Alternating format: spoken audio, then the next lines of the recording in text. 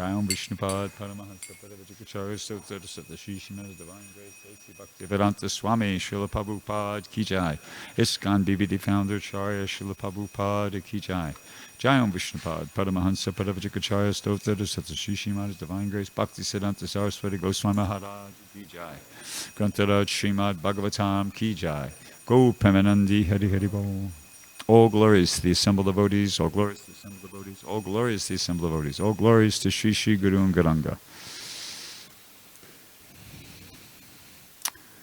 Om Namo Bhagavate Vasudevaya. Om Namo Bhagavate Vasudevaya. Om Namo Bhagavate Vasudevaya. So we're reading from the Srimad Bhagavatam, 3rd canto, chapter 2, entitled Remembrance of Lord Krishna, text 14. Yasyanuraga Pluta Hasa Rasa Lila Baloka Pratilabda Manaha Vraja Striyo Drigbir Anupravrita Dio Vatasu Kila Kritya Shesha. Okay. Yasyanuraga Plutaha Sarasa. Yasyanuraga Plutaha Sarasa. Lila Baloka Pratilabdamanaha. Lila Baloka Pratilabdamanaha. Vrajastriyo Drigbir Anupravrita. Vrajastriyo Drigbir Anupravrita. Dio Vatastu Kilakrita Shesha. Dio Vatastu Kilakrita Shesha. Yasyanuraga Plutaha Sarasa. Lila Baloka Pratilabdamanaha. Vrajastriyo Drigbiranu Pravrita. Dio Vatastu Kilakrita Sheshaha. Others, please.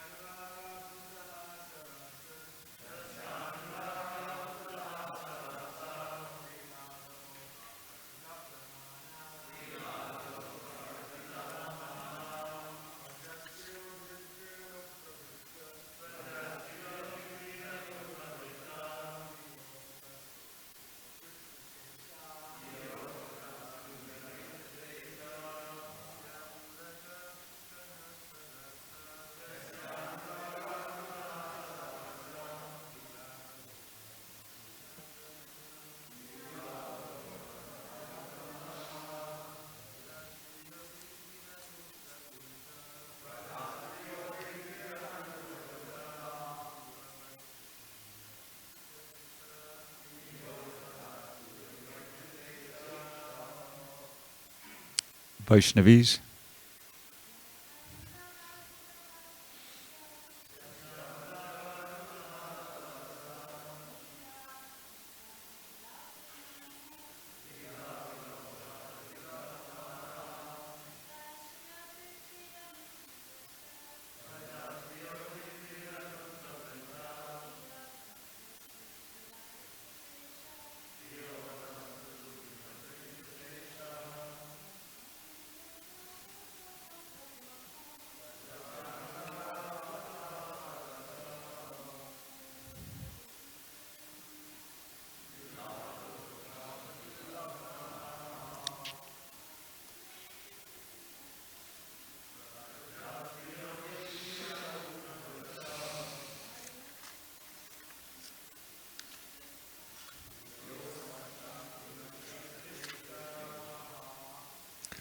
Yasya, whose, anuraga, attachment, pluta, enhanced by, hasa, laughter, rasa, humors, lila, pastimes, avaloka, glancing, pratilabdha, obtained thereof, manaha, anguished, Vrajastriyaha, damsels of Vraja, Drigbi, with the eyes, Anu Pravrita, following, Diyaha, by intelligence, Avatastu, sat silently, Kila, indeed, Krityasheshaha, without finishing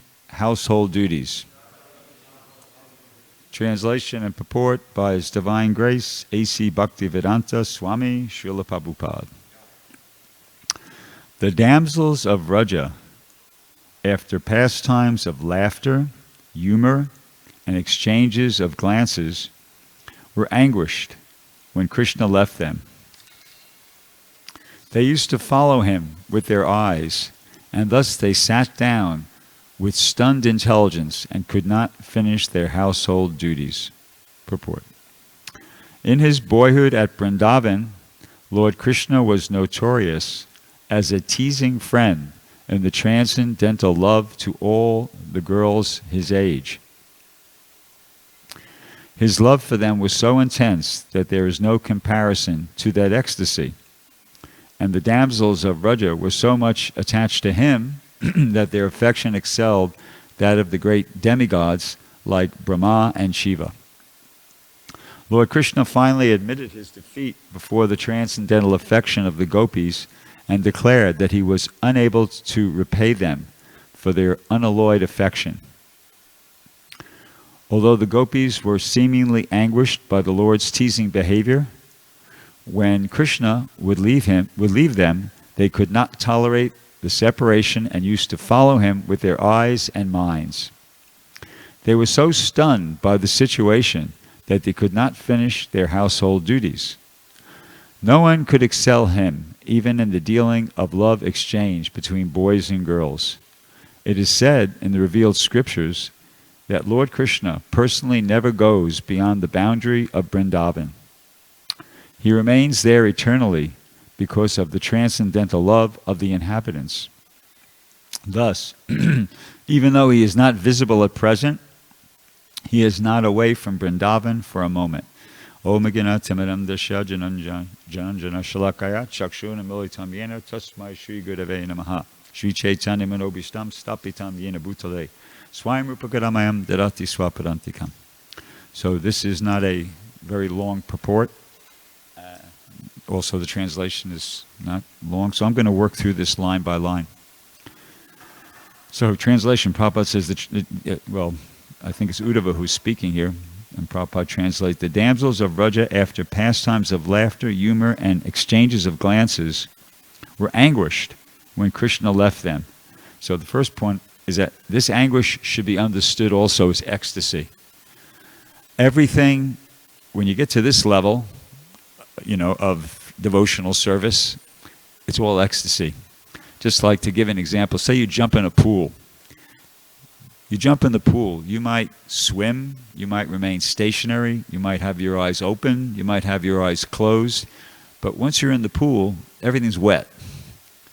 The whole experience is, you can't get away from water. You're in the pool, whatever you do. You could try to eat something or whatever you want to do, or listen to something. It's all going to be wet. So in the same way, when you get to this level of pure devotional service that the gopis are engaged in with Krishna, it's all ecstasy. The anguish is ecstasy. The lamentation is ecstasy. The disappointment is ecstasy. The horror is ecstasy. The shock is, you name, there's all these, in the Nectar Devotion, all these negative emotions are described. It's all saturated with ecstasy. That's the first thing that should be understood. So then it goes on, it says, they used to follow him with their eyes, and thus they sat down with stunned intelligence and could not finish their household duties. So this is actually mentioned twice. It's this, Uddhava mentions this in the translation, and Prabhupada reiterates it in his purport using practically those exact same words. And if I was more familiar with the 10th canto, I'd probably be able to give you a verse where that's stated, and it's explicitly, but I can't remember, or don't know. But one example that I can think of this is right at the end of the pastimes of Krishna and the gopis. When Krishna was leaving Vrindavan, Akrura came. Akrura was sent by Kamsa to bring Krishna back to Mathura. And so on the morning when that was supposed to when it happened, Krishna and Balaram were on the chariot, and Akrura was the charioteer, and they're just about, the sun was about to come up, and they were about to head out, and all the gopis came, and they They tried to block the way. They didn't want Krishna to go. They felt that this is outrageous. This is unfair. This is unjust. I mean, we weren't even consulted, Anyway, they were blocking the chariot. And Krishna, there was some exchange, and, Krishna tried to pacify them, but then they had to, eventually Akrura got the instruction, okay, start moving, and they started moving out. And the gopis, as I said, they were trying to block the chariot, but then they had to kind of give way, and the chariot passed, and then they were just watching. They just were looking to see, they just were watching the chariot as it was going further and further and further away. And then finally, when the chariot went out of their sight altogether, they were just so disappointed, So that's kind of an example. They were stunned. They couldn't do anything for a while. I think Prabhupada describes in the Krishna book, they were like figures painted on a postcard or something like that. They're just dysfunctional because they were so overwhelmed by that feeling of separation. So that was perhaps the epitome, the fullest expression of that, because here Krishna was completely going away, and they could understand that maybe it wasn't forever, but it was for some serious amount of time. But every day something like that played out, because every day when Krishna went out to the pasturing fields to take care with Balaram and to take care of all the calves and the cows like that, they would experience something similar to that, but on a smaller scale. Just that's how much attached they were to Krishna.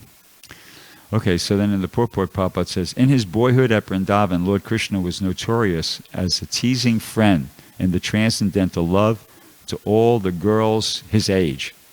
So can anybody think of not Prabhupada disciple, any non-Prabhupada disciple, what would be the classic example of that, of Krishna being a teasing friend in the transcendental love to all the girls his age? What's the classic example of that? No Prabhupada disciple. Okay, Sham Murari had his hand up first. Yeah. Yeah. What's the Sanskrit name for that? Vastrahan Lila? Krishna stealing the clothes of the gopis there. So that was teasing them. And that's the classic example of that. I'm sure there's many, many other examples, but that's the one we're probably most of us are most familiar with because it's in the Krishna book. So it says, his love for them was so intense that there is no comparison to that ecstasy And the damsels of Vraja were so much attached to him that their affection excelled that of the great demigods like Lord Brahma and Lord Shiva. So on that point, the kind of love that's being described here is unconditional love. And unconditional love is characterized by, well, to put it in very simple language, no strings attached. There's no strings attached. The gopis were only interested in simply loving Krishna. They didn't want anything more than his happiness. That's it. They weren't expecting any kind of reward. They just wanted to do whatever they could do so that Krishna would be happy, and that was it. And Krishna had the same sort of attitude back towards them. So it's almost like a bit of a competition. You know, they just wanted to do whatever they could do so that Krishna was pleased, and Krishna just wanted to do whatever he could do so that the gopis would be pleased, and they, you know, and they would. It was like a competition, as I said, and the gopis won. The gopis won in that competition, and Krishna admitted defeat. Does anybody know the verse from the 10th canto of the Srimad Bhagavatam? I have part of it here. Napadaye hum. Krishna means, I cannot repay you.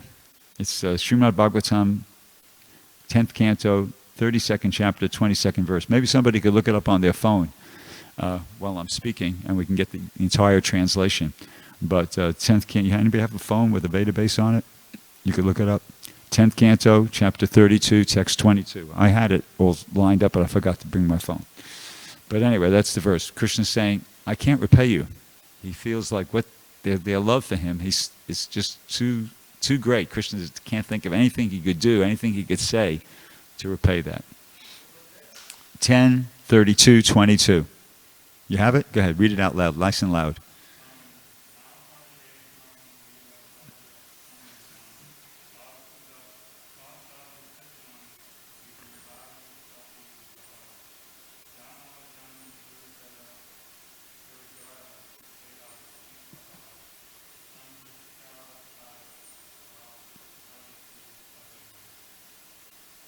Mm-hmm.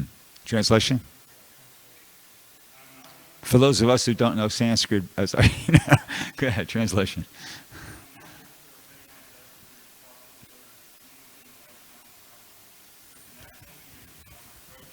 You worship me, cutting off all domestic ties which are difficult to break. Therefore, please let your own glorious deeds be your compensation. Okay, so that's Krishna's statement there. So as it says here, Lord Krishna finally admitted his defeat before the transcendental affection of the gopis and declared that he was unable to repay them for their unalloyed affection. So that's that verse. Now it's also mentioned here that the affection of the gopis excelled that of great demigods like Lord Brahma and Lord Shiva. And that reminds me of another verse that Prabhupada used to quote pretty frequently. This is not the entire verse, but this is the part of it that refers to this particular point. Sorry. Ramya Kachit Upasana Vrajavadu Bhargena Yakalpita. And basically what's how Prabhupada translated that, he would quote this in lectures way back starting from 1966 all the way through, is that there is no better method of worshiping Krishna than the method conceived by the gopis. They're the topmost devotees. Then it goes on here. It says, although the gopis were seemingly anguished by the Lord's teasing behavior, when Krishna would leave them, they could not tolerate the separation and used to follow him with their eyes and minds.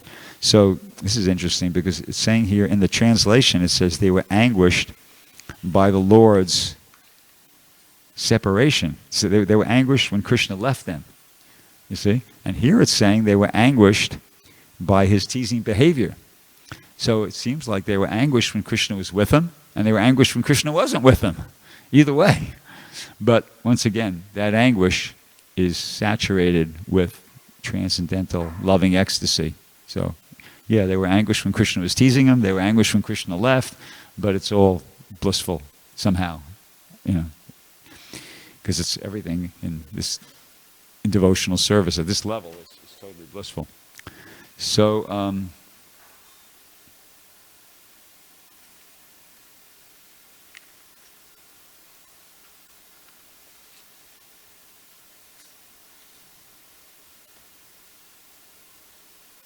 it goes on. They were so. They followed him with their eyes and with their minds. They were so stunned by the situation that they could not finish their household duties. No one could excel him, meaning Krishna, in the dealing of love exchange between boys and girls. So, of course, nobody could understand what was really going on, but even from a mundane perspective, it was kind of obvious that Krishna was the best, at engaging in these loving exchanges between boys and girls. And if people could actually understand what was actually going on, they would even think that to a much greater degree. So then it goes on. So it is said in the revealed scriptures that Lord Krishna personally never goes beyond the boundary of Vrindavan. So that's referring to the Prabhupada says Vedic literature, and I looked that up, but I never found which Vedic literature that verse appears in. Well, the verse is Vrindavanam Parityaja Padam Ekam Nagachati. But Prabhupada, at least in the research I did, which was on the Vani quotes, never stated which Vedic literature that actually appeared in. I think it's something like that verse, Rake Krishna Madike, Madhe Krishna Rakeke. Everybody accepts that as being a bona fide Vedic verse or statement, but there's I've never come across a specific mention of where it's from. Same with this. Okay, but that statement's there. So that Krishna never goes beyond the bounds of Vrindavan. He remains there eternally because of the transcendental love of the inhabitants. So he's bound by the love of the inhabitants of Vrindavan. Now here's an interesting statement. It says thus, even though he is not visible at present, he is not away from Vrindavan for a moment. Means he's there, but he's invisible. So if that's the case, we might as well not go, because we're not going to see him, right? Well, not exactly. There is a way to see Krishna. He's invisible for most people, but he's not invisible for the pure devotee. Premanjana charita bhakti valochanena santaksadaiva hridayeshu valokayanti yam shama sundaram achincha guna swarupam govindamadi purusham tamaham bhajami. That it's described, it's explained in the Brahma Samhita that if one's eyes are smeared with the salve of love, then one can see Krishna. Krishna is present to that person, within, without, always, like that. That's the secret. So, just like Prabhupada used to say, you can't buy a ticket to Vrindavan. In other words, just moving your body from here to Vrindavan, that won't do the trick. You got to learn how to do this. Got to learn how to smear your eyes with the salve. Prabhupada gives the example in one class he gave of a mother. Mother sees her child as beautiful. Other people might not see her child as beautiful, but she developed that love, so for her. So in the same way, devotees have to cultivate this loving service to Krishna, and then they're able to experience the presence of Krishna everywhere, whether in Vrindavan, right here.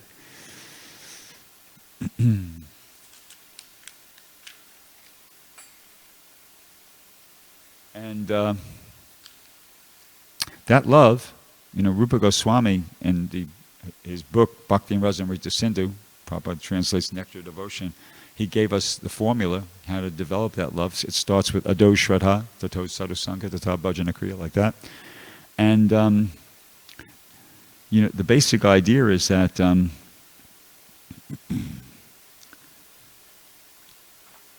we have to make a decision. We have to make a choice to place our faith in these teachings that we're receiving from Srila Prabhupada, the predecessor acharyas, and put them into practice in our life. And of course, we're doing that.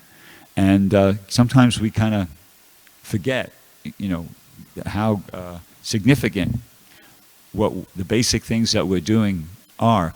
Like, for instance, chanting. When we're chanting, we're associating with Krishna, because Krishna is non-different from his name. But one thought that occurred to me yesterday, when we're chanting the Mahamantra, we're making a statement, Yeah, we're associating with Krishna, that's true. But you're making a statement about your life. And the statement is this, that you're making the statement that I have made the decision to place my faith in this process for understanding God. Notice, I don't think there is no God. I think there is a God, but I'm not going to try to speculate. I'm not going to try to use the strength of my mind to try to understand God. That's actually, if you stop and analyze that, that's kind of a ridiculous thing to try to do. I mean, let's take somebody in this world. Okay, I won't mention a name, but everybody knows a few big shot multi-billionaires that are out there. Okay, so you might be able to get to know something about their activities, and you might even be able to learn about how they, did what they did. First they did this, and then they did that, and that was successful, and then they did. And you might be able to get some idea of how they got to where they are today by hearing a description of their activities. But how do you understand a person that can create an earth?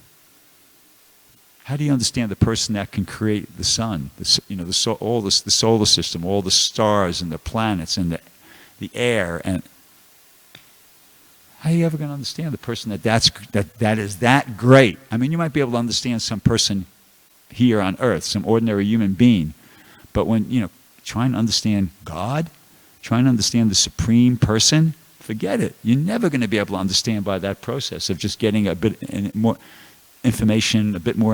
Is inconceivable. The only way that we're ever going to be able to understand Krishna is if we please him by service and he reveals himself to us. See, so when we're chanting, we're making the statement. You're making the statement, I submit. You see?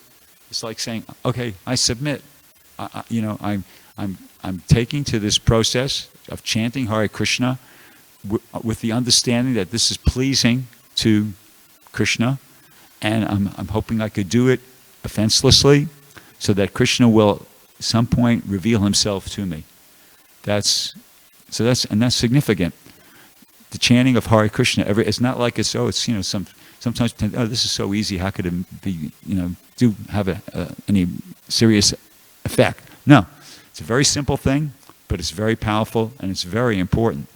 So that's there. And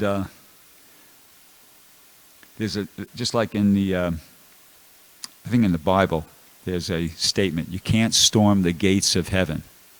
Someplace, I don't know where but I think it's someplace there.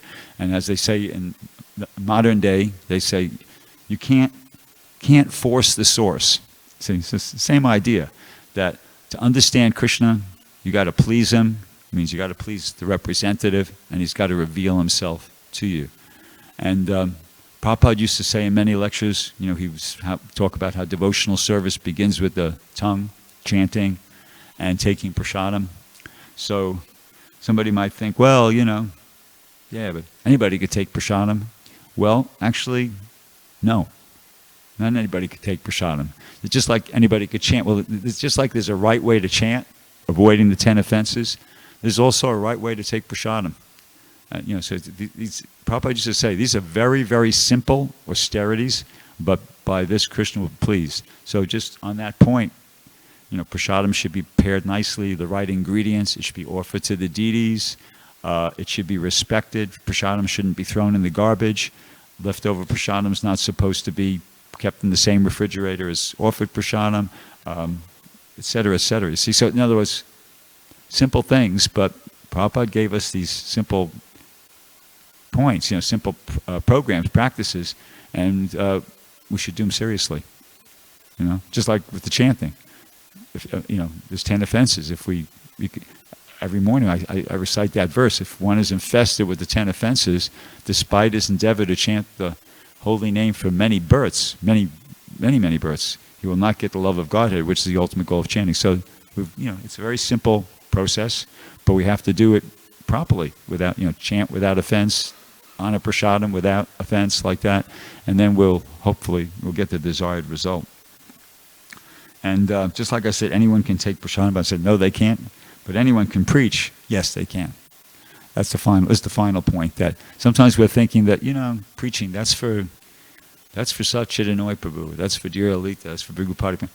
It's everybody. Lord Chaitanya said, Yade deke tade kada Krishna upadesh amada agaya guru hana tada edesh. That wherever you go, whoever you meet, tell them about Krishna. In this way, become a guru and deliver everybody in your land. So it's a good idea. Some of us, our service is doing that full time, all day, meeting people. But all of us should be thinking like, okay, how can I contribute to that? How can I either do that or help those who are doing it? That's another, I think, an important part of basic, Krishna Consciousness 101. So anyway, I'll stop there. Does anybody have any questions or comments? Archita Prabhu.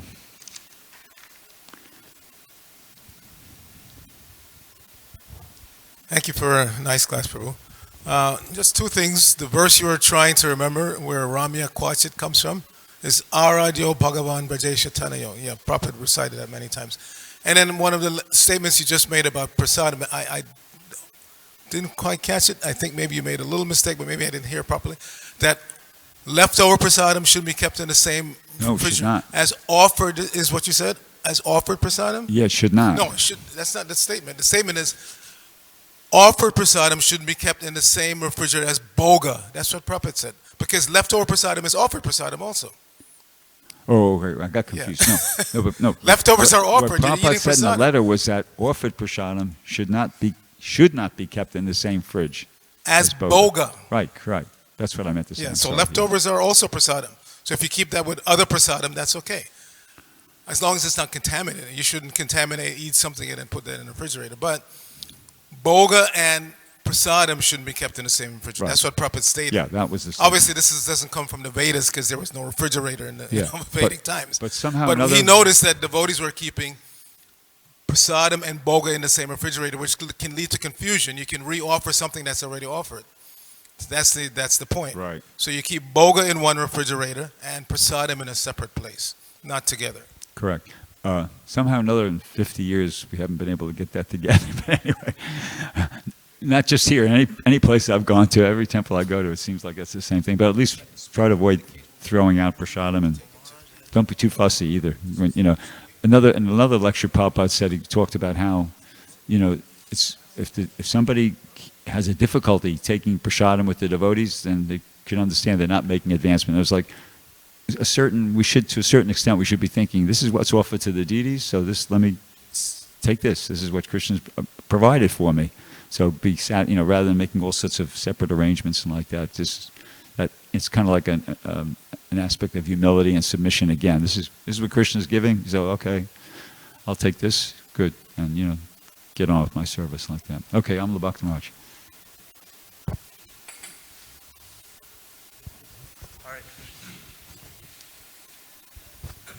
Thank you for a very nice class, Prabhuji. There's just one point I would like to make. It's basically a contrary or opposite to something that you had already mentioned. And it's true that, yes, if a devotee is... can you hear me all right? Yep. If a devotee is very sincere, and if the devotee is very surrendered and is expressing his love very much to the Supreme Lord, the Lord feels obliged to share his own knowledge with the devotee, or may reveal himself to the devotee so the devotee sees him.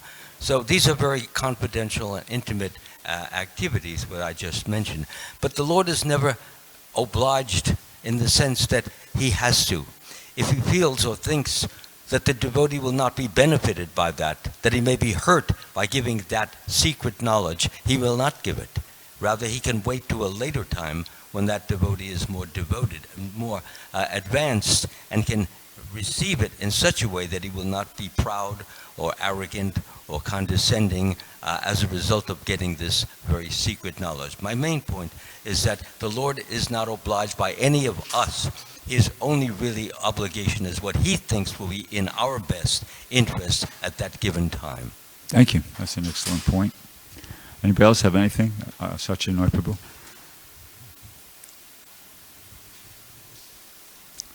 Give the microphone over to him. Thank you.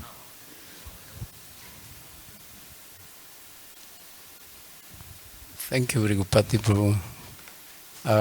I did appreciate when you said that statement of Lord Chaitanya, Yaridaka Tarekaha Krishna Upades.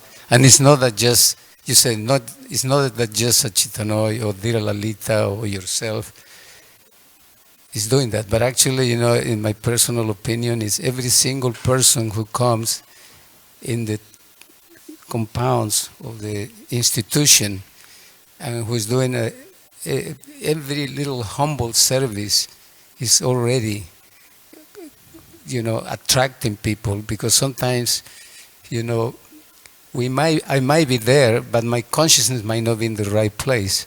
So Krishna will be pleased for more, I would say, in my case, how I behave, how I relate to the devotees with his devotees, and in that way, the people will be more attracted than just me trying to give a book. But if they see how I live, how I interact, I say that that's a big preaching too. That's a big, big preaching. And it's something that we have to, in my opinion, work out, harmony, good relationships, and some tolerance has to be there. Understanding that Krishna will be pleased by my attitude in doing this service. And in that way, we can please the Prabhupada and the many devotees like that. Because just to go and get people to come, but actually we don't do the proper thing, we will not be attracted. So just wanted to say it. Yeah, that's a great point. Very important point. Anybody else have anything they'd like to? Mother Shama Priya?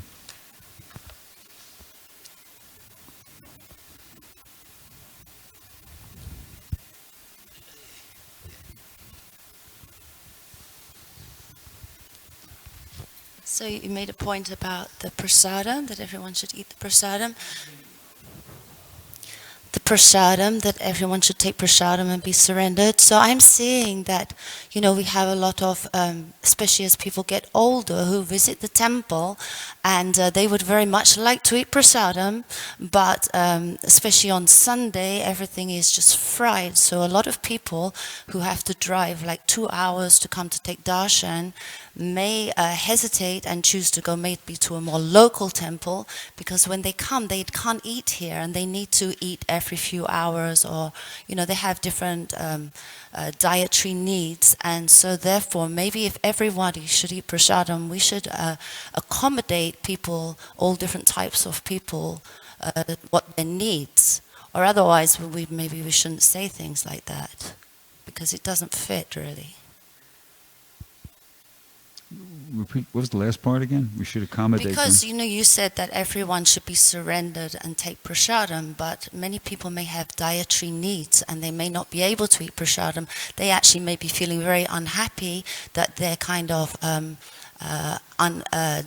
kind of cut out of that facility of sitting with devotees and taking prasadam, because the prasadam doesn't accommodate the needs of people who have some kind of illness or just old age digestive problems.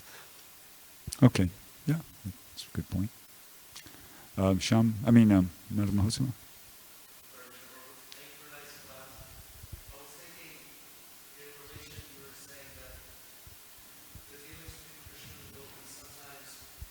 Are heartbreaking, when they're together, and sometimes like there's some heartbreak when they're away from each other, right? Mm-hmm. You had mentioned that. So I was thinking, how Srila Prabhupada, of course, that's transcendental, so there's no disappointment, like one, because there's a saying Srila Prabhupada quotes in Urdu, Ye dil hi ka laddu jo khaya abhi prastaya, jo na khaya abhi prastaya, and it has to do with the dealings between men and women. there's a sweet that when you don't eat it, you're not happy, and when you eat it, you're not happy. Oh yeah. But of course, that's on the mundane level. But you'd mentioned that even the gopis, there's this sadness that when they're together, when they're not together, right? But then Srila Prabhupada, he got the question from one of his early followers, like, is there heartbreak in the spiritual world? He said, yes. And the guy was like, oh. He said, but that is not disappointing. And they were like, Jai. It's not. It's different because it's transcendental. Right. Yeah. It's even the heartbreak is ecstatic. Okay. Last comment or question. Hare Krishna. Thank you very much for the class, Bhrgupati Prabhu. Doing 24-hour kirtan in the kirtan department in Vrindavan, it's like when you do kirtan there, it's like Bhajananandi and Goshananandi. So, but when I come back now, I'm here doing kirtan with Ananda Kirtan and doing it on the pier, Harinam, and doing book distribution. So it's kind of like, am I doing, the service is the same, as Krishna consciousness wise, but Trikram Swami says that Prabhupada, he didn't want devotees to stay too long in Vrindavan. Just, don't stay too long in Vrindavan. So my question is, well, number one is, how long should I stay in Vrindavan if I ever go back there to visit? And then number two is it better service doing Harinam and books here than it is in Vrindavan? Or that's my question. Okay. Well, you're asking that question to me, so I can only give you what I know. My impression, my understanding was that Prabhupada said, for the general mass of devotees, he said, Vrindavan is for inspiration only. I remember that. Basically Prabhupada's idea was that devotees would preach all year long, and then as many devotees as possible would come for the Mayapur Vrindavan festival, and then return to the West and continue preaching. That was the general instruction. Prabhupada did at one point, though, when he was in the process of trying to build the Mayapur temple and the Bombay temple and the temple in Vrindavan, he sent a letter out that all the temple presidents should send one or two of their best men or something, aside from the temple presidents, send one or two of their best men to Vrindavan. So that some devotees were authorized to go to Vrindavan, go to Bombay, and go to Mayapur and stay there. That was bona fide because Prabhupada was trying to build those projects. But the general instruction for the rest of the devotees was, you go for the festival and come back and preach. I've heard that Prabhupada say that in lectures. And as far as, I'm sure Vikram Maharaj was a pretty authoritative kind of person. He had a lot of association with Prabhupada. I would take something he said pretty seriously. And I would think that if it was me, if I had a choice to be chanting in Vrindavan or chanting and distributing books here. Well, you said in Vrindavan you're doing that. You're also distributing books to the public, right? At the same time. Yeah, I guess they're equally valuable because they're conditioned souls there too. It's not like it's not like you're just chanting among the devotees, which is nothing wrong with that. But we want to reach the general public. So if you're in Vrindavan and you're chanting and distributing books, and also the general public is involved in the whole thing as being the recipients, the audience to the chanting and the recipients of the book, yeah, I would say that's as good as doing it here. It's just a question of what your spiritual master wants you to be doing, where he wants you to be and what he wants you to be doing. But I'd say they're equally beneficial and important, both those in either place.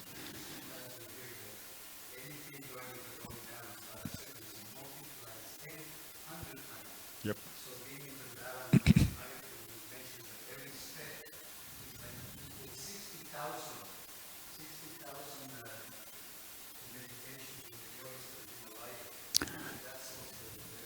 Yeah, that's there. But if some Prabhupada disciple, turning back the clock, for instance, if I would have decided, well, yeah, it's 1,000 times more beneficial, so let me get out of wherever I was and go to.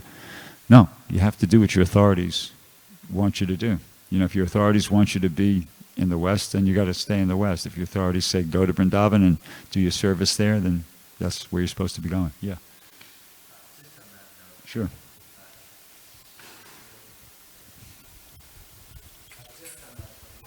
Note that was just made. Yes, Prabhupada said spend a certain amount of time in Vrindavan, but don't spend a lot of time there. As it was just mentioned, it's a real free ride. You're being drowned in the ecstasy of love of Godhead, whether you feel it or you don't feel it, but Vrindavan is just loaded with spirituality. So, Prabhupada is saying, stay in the West also and try to work for it. Try to be worthy of it. Try to strive for it.